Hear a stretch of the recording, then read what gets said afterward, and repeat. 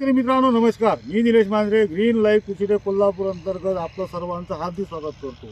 आज दिनांक 17 डिसेंबर 2025 आणि ह्या चालू सीझनमधील पहिला खरबूजचा प्लॉट जो मी तुमच्यासाठी घेऊन आलेलो आहे की आतापर्यंत ह्या प्लॉटला कशा पद्धतीचं ग्रीन लाईफ कृषी कोल्हापूर अंतर्गत ट्रीटमेंट झालेलं आहे, आजची प्लॉटची अवस्था कशी आहे, आतापर्यंत ग्रीन लाईफ कृषी कोल्हापूर अंतर्गत काय काय ट्रीटमेंट झालं आहे, प्लॉट लावायला किती दिवस झाले, हे सर्व जाणून घेण्यासाठी मी प्लॉटला आलेलो आहे.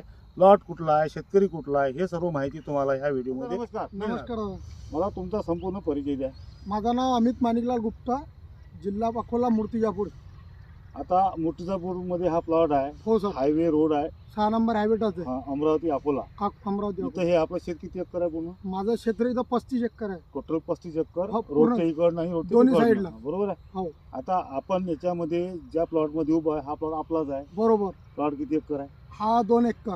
2 एकरामध्ये काय काय लावलेलं आहे आपण खरबूज लावलेला आहे आणि त्याच्या समोर जाम आहे. म्हणजे पेरू. पेरू आता हे पेरू टू पेरू अंतर किती आहे? 9 फूट.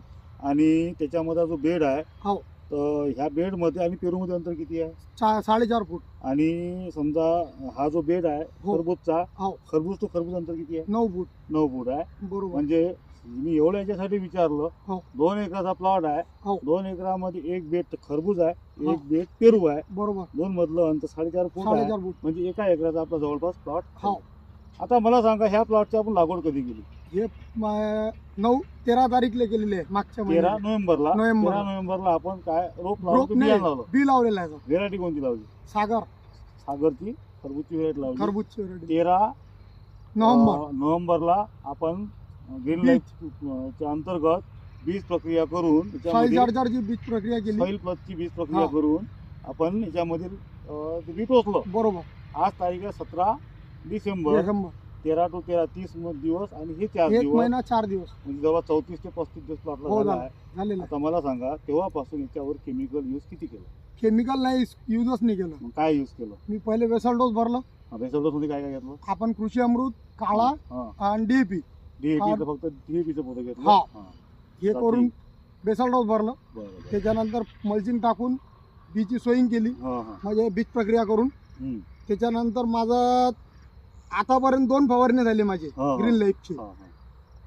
बस याच्यावर ते काहीच नाही बरोबर आहे ना. आता म्हणजे कारण का 35 दिवस लावायला झाले. 35 दिवस लावल्यानंतर एक 15-16 दिवस थंडीचं वातावरण हा. आहे. झाड निघायला डेव्हलप व्हायला वेळ लागते. बरोबर. आणि त्या हिशोबाने आतापर्यंत आपण 2 ड्रेंचिंग आणि 2 फवारण्या झालेल्या आहेत. बरोबर. प्लॉट सेटिंगवर लागलेला आहे. हो. तुम्ही आता ह्या प्लॉटच्या हिशोबाने आणि दिवसाच्या मानाने खुश आहात? बिलकुल खुश आहे. अंदाजे खर्च किती झाला असून? अंदाजे माझ्या हिशोबाने ट्रीटमेंटचा ट्रीटमेंटचा माझ्या हिशोबाने 10,000 रुपये, 10 ते 12,000 रुपये. म्हणजे आतापर्यंत 2 ड्रेंचिंग, हो.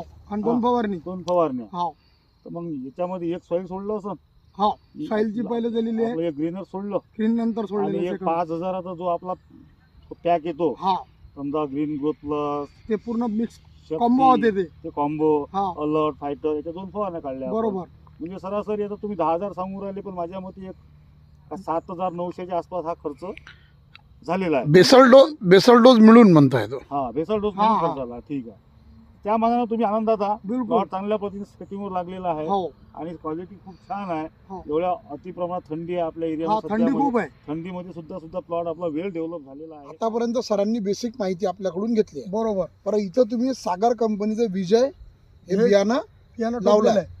पर आता शेतकऱ्यांना एक सर्वात मोठा प्रॉब्लेम येतो जर्मिनेशनचा. हो. म्हणजे जसं बियाणे आपण लावतो बरोबर. आणि ओपन मध्ये बियाणे जर्मिनेट होत नाही. बरोबर. तर त्याबद्दल तुमचा काय अनुभव आहे? कास्तकार म्हणतात का बा बियाण्याची उगमशक्ती होत नाही, पण माझ्या शेतात 95%च्या वर माझं जर्मिनेशन झालेलं आहे. झाला. बरं काय असं विशेष केलं होतं तुम्ही? मी जे सॉइल जे होतं प्लस त्याची जे सीड ट्रीटमेंट केलेली त्याच्यामुळे मला 95% जर्मिनेशन भेटलं.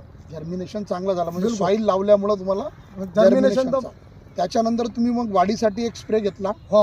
आणि त्याच्यानंतर एक सेटिंगसाठी सेटिंगसाठी आता मी सेटिंगसाठी कालच घेतलेला आहे. कालच घेतलाय. बरोबर. हो. याच्या व्यतिरिक्त 2 वेळा तुम्ही एक वेळा सॉइलची आळवणी केली आणि एक वेळा अर्थची आळवणी हो. केली. बरोबर. बरोबर. आणि या 2 आळवण्यात तुम्हाला काय काय बदल दिसले? पहिली जी आळवणी घेतली तर माझं जे जर्मिनेशन 95% झालं, तर माझ्या झाडाची संख्या 95% आहे. पहिल्या आळवणीत वाटलं. बरोबर. सेकंड मध्ये माझं जे ग्रीप पाहिजे होती, म्हणजे थंडीमुळे ग्रीप कमी होते, तर मला ग्रीप चांगली झाली. वाढत नव्हतं प्लॉट. हा. तर मी सेकंड आळवणी घेतली, मग त्याच्यानंतर ते प्रॉब्लेम हटले माझा. म्हणजे वाढायला लागले. एक सर्वसाधारण जे शेतकरी रासायनिक फवारता किंवा मग औषधी देता, बरोबर. त्याच्या तुलनेत तुम्हाला ग्रीन लाईफ विषयी काय वाटतं? ग्रीन लाईफ विषयी असं वाटलं, जे रासायनिकचं प्लॉट असते ते दिसायला चांगलं नाही दिसत, आणि मालाची संख्या जे नगर आहे क्वांटिटी असते ते कमी राहते. म्हणजे फुलांची संख्या कमी हो, असते. setting आता कमी असते. माझ्या शेतात 1 महिन्याचा प्लॉट झाला, 1 महिना 4 दिवस. माझ्या हिशोबानं आता एक सकाळी एक माणसं आले होते, ते म्हणत होते गुप्ताजी तुमच्या ज्यातनी सेटिंग खूप आहे. माझ्या हिशोबानं एक वेळेला 5-5, 6-6 वेळ सेटिंग झाली, आजच झालेली आहे. अजून माझ्या प्लॉटला खूप वेळ आहे. बरोबर. तर हे मला असं वाटतं का बा ग्रीन लाईफ यूज केलं त्याच्या कारणानं मला हा अनुभव आलेला आहे, का बा त्याच्या कारणानं मला हा बेनिफिट भेटलेला आहे. बरं, एक शेतकऱ्यांना एक खरबूजमध्ये खूप मोठा ट्रेंड चालू आहे. हो. क्रॉप कव्हरचा. हो. तर आपला जो हा प्लॉट आहे, हो. क्रॉप कव्हर मध्ये 25 दिवस टाकतात आणि मग क्रॉप कव्हर गुंडाळतात. बरोबर. तर तसा काही प्रयोग केलेला आहे का? नो, नाही सर. म्हणजे ओपन मध्ये एवढ्या ओपन मध्ये एवढ्या थंडीत सुद्धा एवढी चांगली वाढ. हो, खूप चांगली वाढ आहे. माझ्या हिशोबानं 1 महिन्याचा जे वेल म्हणजे उतरत नाही, पण माझी वेल उतरलेली आहे 1 महिन्यात. 1 महिन्यात एक जवळपास एक किती दिवस झाले असेल पूर्ण प्लॉटला? 1 महिना 5 दिवस झाले. अच्छा, म्हणजे 40 दिवस. हा, 40 दिवस. 40च्या आतमध्ये बरं, झालेलं तुम्ही आता जे खरबूज उत्पादक किंवा टरबूज उत्पादक शेतकरी आहे, हो, त्यांना काय सांगू इच्छाल? माझ्या हिशोबानं ग्रीन लाईफ केली पाहिजे त्यानं. अच्छा. त्याच्यातनी त्याला बेनिफिट आहे, आणि झाडाची ग्रोथ, मालाची ग्रोथ, हे सर्व गोष्टी चांगल्या, और क्वालिटी खूप अति सुंदर क्वालिटी भेटणार. आणि काही किचकट आहे काय? नाही, काहीच किचकट नाही. सरळ सरळ वापर. बिलकुल एकदम सरळ आहे. लिक्विडमध्ये आहे, त्या कारणानं फवारणीला दिपलीक नाही. अच्छा. हा, तर शेतकऱ्यांनी काय एक वेळा आवर्जून थोडंसं माझ्या हिशोबानं शेतकऱ्यांना ग्रीन लाईफ यूज केली पाहिजे, आणि त्याचा अनुभव घेतल्याशिवाय, ते म्हणतात ना अनुभव घेतल्याशिवाय माहीत नाही पडत, तर ते खरी गोष्ट आहे. ग्रीन लाईफ एक नंबर. आपण बघू शकता, आपण हा 2 स्टेपमध्ये आपला व्हिडिओ घेतलेला आहे. माझ्यासोबत मोहित सर आहे. काही प्रश्न मोहित सरांचे होते, काही प्रश्न मी घेतले. कारण का जे शेतकऱ्याला याच्यामध्ये आवश्यक गोष्टी असतात, त्या प्रश्नांचं उत्तर याच्यामधून मिळालं पाहिजे, ह्या माध्यमातून आम्ही दोघांनी हा व्हिडिओ कंपॅरिझनमध्ये केलेला आहे. आणि शेतकऱ्याचं सांगणं, म्हणणं, दिवसावाईज फर्टिगेशन, खर्च किती झाला, सध्याची स्टेज काय आहे, सध्याची क्वालिटी काय आहे, ह्या सर्व याच्यामध्ये आम्ही तुम्हाला सांगण्याचा प्रयत्न, रिअलिस्टिक दाखवण्याचा प्रयत्न केला. इथं काय होतात की काही आपण जर बघितलं मार्केटमध्ये असते काय आणि दाखवतात काय, पण तुम्हाला ग्रीन लाईफमध्ये जे रिअल आहे ते दाखवण्याचा प्रयत्न, तोच मानस आमचा आहे. तोच आम्ही या माध्यमातून सांगायचा आमचं सांगण्याचा उद्देश असतो.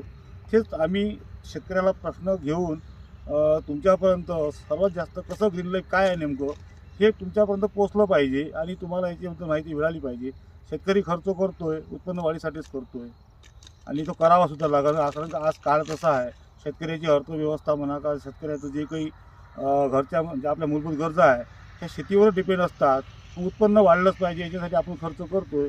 परंतु खरंच प्रश्न होता विचारा, पण जो खर्च करतो त्या खर्चानुसार आपलं उत्पादन वाढता, त्याचं उत्तर जर तुम्हाला नकारात्मक भेटत असेल तर खर्चाचं आणि उत्पन्नाचं कॅल्क्युलेशन देणारं एक तंत्रज्ञान मार्केट उपलब्ध आहे. हे आहे कोल्हापूर. हे मला सांगायचं आहे.